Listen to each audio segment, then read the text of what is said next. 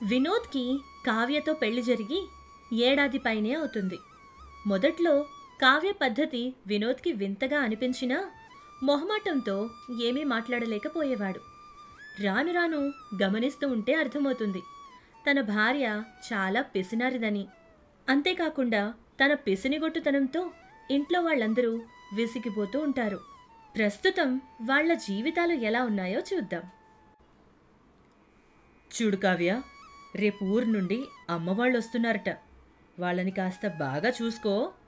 ఎప్పుడో మన పెళ్ళైన కొత్తలో వచ్చారు, మళ్ళీ ఇదే రావడం. వాళ్ళని ఏ ఇబ్బంది కలగకుండా చూసుకో, లేదంటే బాగోదు మరి. అయ్యో, అవే మాటలండి.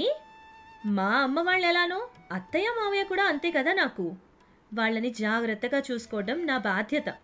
మీరేమీ కంగారు పడకండి, అంతా నేను చూసుకుంటానుగా. ఏమో, ఏం చూసుకుంటావో ఏంటో. వాళ్ళు ఉన్న 4 రోజులు పిసినితనం చేయకుండా కాస్త జాగ్రత్తగా వండి పెట్టవే, అదే చాలు. అయ్యో, అలాగేనండి.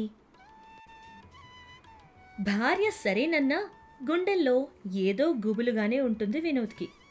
మరుసటి రోజు ఉదయాన్నే వినోద్ తల్లిదండ్రులు ఇంటికి వస్తారు. వాళ్లతో వినోద్ అక్క కొడుకు దీపక్ కూడా వస్తాడు. వాళ్ళు వచ్చి రాగానే లగేజ్ బ్యాగ్లు అందుకొని స్నానానికి పంపిస్తుంది కావ్య. మావయ్య, మావయ్య! రే దీపు, ఏమైందిరా? తొందరగా కానిచ్చి బయటికి రా. నేను కూడా స్నానం చేసి ఆఫీస్కి వెళ్ళాలి. హాఫ్ బకెట్ వాటరే ఉన్నాయి మావయ్య. ట్యాప్ తిప్పుతుంటే నీళ్లు కూడా రావడం లేదు. ఇది కావ్య నిర్వాకమే అయి ఉంటుంది. రేయ్, ఆ పైన ఒక వాల్వ్ ఉంటుంది, అది తిప్పు, నీళ్ళొస్తాయి అని చెప్పి గబగబా వంటగదిలో ఉన్న కావ్య దగ్గరకు వెళ్తాడు వినోద్. ఎందుకు వాల్వ్ని కట్టేశావని అడుగుతాడు. అత్తయ్యకి మావయ్యకి బకెట్ వాటర్ పెట్టానండి. వాడు చిన్నోడు కదా, అందుకే సగం బకెట్ వాటర్ పెట్టాను. ఇప్పుడు ఏమైంది? మరి వాల్వ్ ఎందుకు కట్టేశావు? కావాలంటే వాడు తిప్పుకుంటాడు కదా. చిన్న పిల్లోడు కదా, నీళ్లు వేస్ట్ చేస్తాడేమోనని అలా చేశానండి. అయినా మీరేంటి పెద్ద డిటెక్టివ్లా అన్నీ ఆరా తీస్తున్నారు? స్నానానికి వెళ్ళండి సార్, ఆఫీస్కి టైం అవుతుంది. మనసులో సొణుక్కుంటూ వినోద్ అక్కడి నుండి వెళ్ళిపోతాడు. అత్తయ్య మావయ్య హాల్లో కూర్చొని ఉండగా ఇడ్లీ వడ్డించి ఇస్తుంది. రాత్రంతా ప్రయాణం చేసి వచ్చాం కదా తల్లి, పెద్దగా ఆకలేమీ లేదు. కానీ మందులు అవి వేసుకోవాలంటే తినాలి కదా, దానికోసమైనా తింటాను. నేను 2 ఇడ్లీ తింటానమ్మా, ఆ 2 తీసేయ్. అవునా అత్తయ్య? సరే. మరి మీరు మావయ్య 4 తింటారా, లేదంటే 2 తీసేనా? ఆ మాటలకి ఇద్దరూ అవాక్కై చూస్తారు. ఇంతలో వినోద్ వచ్చి, తింటే తినండి నాన్న, ఇడ్లీలు చాలా ఉన్నాయి.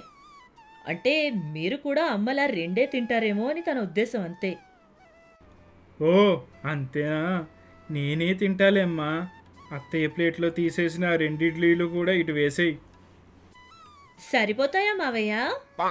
అదే సరిపోకపోతే ఇంకా పట్టుకొద్దామని అడిగాను. చాలేమ్మా, రాత్రి నిద్ర పట్టక బాగా తలనొప్పిగా ఉంది. కాస్త స్ట్రాంగ్గా టీ పెట్టమ్మా, చాలు. సరే మావయ్య అని తను వంటగదిలోకి వెళ్ళి 5 నిమిషాల్లో టీ పెట్టి తీసుకొస్తుంది. అబ్బా, అప్పుడే పట్టుకొచ్చేసావే, కోడలు భలే ఫాస్ట్రా. ఏంటమ్మా, డికాషనే ఇచ్చావు, పాలు కలపడం మర్చిపోయావా? అయ్యో మావయ్య, చాలా పాలు వేశాను. కానీ ఇలా పల్చగా తాగితేనే ఆరోగ్యానికి చాలా మంచిదట. అవును కదా అత్తయ్య? అవునమ్మా.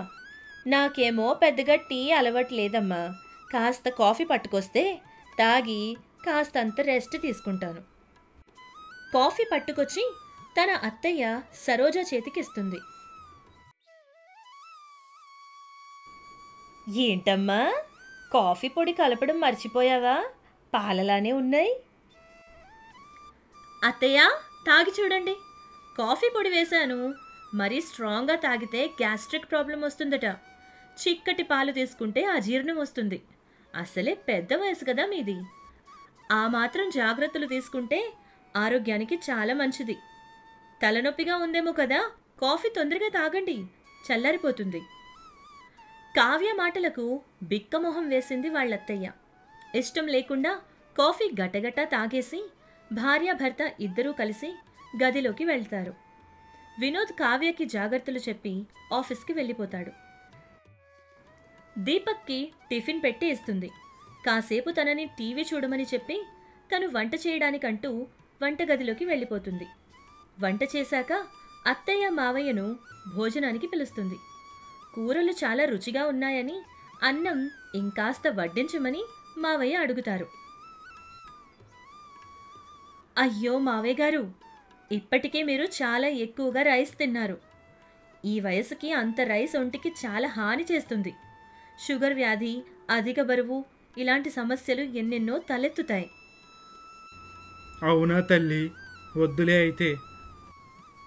ఆయనకు వద్దేమోలే, కానీ నాకింకాస్త వడ్డించమ్మా. అత్తయ్య, మగవాళ్లే అంత జాగ్రత్తగా ఉన్నప్పుడు ఆడవాళ్లు ఇంకెంత జాగ్రత్తగా ఉండాలి, మీరే ఆలోచించండి. అవును కదా, సరేలే అమ్మా. అత్తయ్య, మావయ్య నాకు చాక్లెట్స్ను స్వీట్స్ తెచ్చానని చెప్పాడు, ఇస్తావా? రేయ్, ఇప్పుడే కదరా తిన్నావు, సాయంత్రం ఇస్తానులే. ఏంటండి ఈ అమ్మాయి అన్నిటికీ ఏదో ఒకటి చెప్తూనే ఉంది. ఈ కాలం అమ్మాయి కదా, అన్ని విషయాల్లో జాగ్రత్త పడుతుంది. అది కూడా ఒకందుకు మంచిదే కదే. ఏం మంచిదో ఏమో, నా కొడుకుని ఎలా చూసుకుంటుందో ఏంటోనండి. జాంపండులాగా నిగనిగలాడేవాడు ములంకాడలాగా తయారయ్యాడు. ష్, ఊరుకో, అమ్మాయి వింటే బాధపడుతుంది. ఆ రోజు ఆఫీస్లో పర్మిషన్ తీసుకుని వినోద్ తొందరగా ఇంటికొస్తాడు. తను ఇంటి లోపలికి వచ్చి రాగానే దీపక్ తన దగ్గరకొచ్చి, మావయ్య, నేను ఇంటికి వెళ్ళిపోతాను. రే దీపు, ఏమైందిరా, ఈరోజే వచ్చావు, అప్పుడే వెళ్ళిపోతానంటున్నావేంటి? అసలు ఏమైందిరా? అత్త నాకు స్నాక్స్ ఇవ్వడం లేదు. నేను ఫ్రిడ్జ్లో డ్రింక్ తీసుకుంటే వద్దని చెప్పి లాగేసుకుంది. స్వీట్స్ ఉన్న ఆ కబోర్డ్కి లాక్ వేసేసింది. మ్యాచ్ చూస్తుంటే అంతసేపు టీవీ చూడొద్దు అని మధ్యలోనే టీవీ కూడా ఆపేసింది మావయ్య. తాతయ్య ఫోన్లో గేమ్ ఆడుకుందామని తీసుకుంటే ఛార్జింగ్ అయిపోతుంది అని ఫోన్ కూడా లాక్కుంది. రే రే, ఒక్క పూటలో ఇన్ని కంప్లైంట్స్ ఏంట్రా? సర్లే, అత్తతో నేను మాట్లాడతాను కానీ, ఇదిగో నీ ఫేవరెట్ సమోసా చాట్ పట్టుకొచ్చాను, తిను. వినోద్ వెళ్ళి అమ్మా నాన్నని పలకరిస్తాడు. వాళ్ళకి అంతా సౌకర్యంగానే ఉందా అని అడుగుతాడు. సరోజ ఏదో చెప్పబోతుంటే రామయ్య తనని వద్దంటూ సైగ చేస్తాడు. అది చూడగానే వినోద్కి విషయం అర్థమవుతుంది. అప్పుడు వాళ్లతో ఇలా అంటాడు, కావ్య ప్రవర్తన మీకు బాధ కలిగించొచ్చు. మొదట్లో నేను కూడా చాలా ఇబ్బంది పడ్డాను. అప్పుడు కావ్య వాళ్ళ నాన్నగారు నాతో చెప్పారు. కావ్య చిన్నప్పుడు ఒకసారి వాళ్ళ నాన్న ఉద్యోగం పోయిందట. అప్పుడు డబ్బు కోసం వాళ్ళ నాన్న చాలా ఇబ్బంది పడ్డారట. కావ్య స్కూల్ ఫీజు కూడా పే చేయడానికి ఆయన దగ్గర డబ్బులు లేక ఆయన ఆటో కూడా నడిపారట. అప్పటి నుండి కావ్య డబ్బుని ఆదా చేయాలని ప్రయత్నించేదట. తరువాత ఆయనకి మంచి ఉద్యోగం వచ్చినా వాళ్ల పరిస్థితి అంతా బాగున్నా డబ్బుని వృధా చేయకుండా దాచిపెడుతూనే ఉండేదట. తనకి అదలా అలవాటైంది. తను అధికంగా పొదుపు చేయాలనుకుంటున్న విషయం తనకి కూడా తెలీదు. ఇది తెలిసాకే నాకు కూడా తనపైన ఇంక కోపం రాదు అని చెప్తాడు. వినోద్ మాటలు విన్నాక సరోజ రామయ్యలు కోడలు చేసేది మంచి పనేనని, చాలామంది అనవసరమైన ఖర్చులు చేస్తూ రేపటి గురించి ఆలోచన లేకుండా ఉంటారు. తీరా కష్టం ఎదురైతే చాలా ఇబ్బంది పడతారు. కావ్య మాత్రం చాలా జాగ్రత్త పడుతుంది. ఇక నీ సంసారం గురించి మాకు ఎటువంటి దిగులు లేదని సంతోషాన్ని వ్యక్తపరుస్తారు. వినోద్ వెళ్ళి కావ్యతో కూడా మాట్లాడి దీపక్కి సెలవుల సమయం కదా, తనకి ఇష్టమొచ్చినట్టుగానే ఉండనివ్వమని చెప్తాడు. వాళ్ళు ఉన్నన్ని రోజులు కావ్య చెప్పినట్లుగానే వింటారు సరోజ మరియు రామయ్యలు. వాళ్ళని కన్న తల్లిదండ్రుల్లాగా ప్రేమగా చూసుకుంటుంది కావ్య. కుటుంబం అన్నాక భిన్నాభిప్రాయాలు కలిగి ఉండడం సహజం. ఒకరి గురించి ఒకరు తెలుసుకుని వాళ్లకు తగినట్లుగా నడుచుకుంటే ఎవరి మనసులు నొచ్చుకోవు. వాళ్ల మధ్య ప్రేమానురాగాలు చెదిరిపోవు.